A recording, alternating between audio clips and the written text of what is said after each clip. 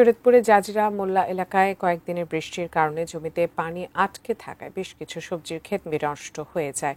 এর ফলে কৃষকদের লোকসান গুনতে হচ্ছে। বৃষ্টির পানি নিষ্কাশনের ব্যবস্থা না থাকায় এ ধরনের বিপর্যয়ে কৃষকরা। বিস্তারিত জানিয়েছেন শরীয়তপুর প্রতিনিধি রকুনুজ্জামান পারভেজ। দর্শক, এই মুহূর্তে রয়েছি আমি জাজিরা উপজেলার এই মুলনা এলাকায়। অর্থাৎ এখানে কিন্তু কৃষকদের সবজি চাষ করেন এবং প্রতিনিয়ত এখানে সবজি শরীয়তপুরের বাইরেও বিভিন্ন জেলাতে বিক্রি করা হচ্ছে এবং ঢাকায় এগুলো বিক্রি হচ্ছে ব্রাকের মাধ্যমে।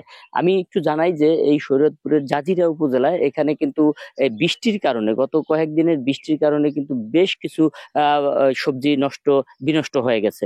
আর বিনষ্ট হওয়ার কারণ যেটা জানা গেছে যে আসলে এখানে এই পানি বেঁধে যাওয়ার কারণে কিন্তু পানি নামার কোনো ব্যবস্থা নেই এবং সেই ব্যবস্থা করা দেওয়ার দাবি জানিয়েছেন কৃষকরা। অর্থাৎ এখানে যে খালের অবস্থা, অর্থাৎ যে খালগুলো কিন্তু ভরাট করে ফেলছে অনেক জায়গায় দিয়ে, এবং রাস্তা করা হয়েছে, সেই রাস্তায় কিন্তু কোনো কালভার্ট ছিল না।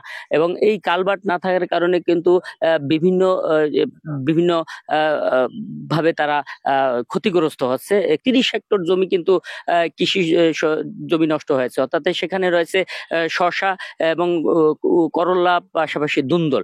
এগুলো নষ্ট হওয়ার কারণে কিছু কৃষক হতাশ এবং তাদেরকে আর্থিক সহযোগিতা প্রয়োজন মনে করে তারা। এবং তারা এমনটাই দাবি করেছেন যে এখানে যাতে পানি নিষ্কাশনের ব্যবস্থা থাকে, সেই পানি নিষ্কাশনের ব্যবস্থা করলে হয়তো তারা এই কৃষি খাতে আরো দেশ বিদেশে তারা এখান থেকে সবজি দিতে পারবে এবং তারা চাহিদা পূরণ করতে পারবে। এ ছিল আমার শরীয়তপুরের জাজিরা মুলনা এলাকা থেকে।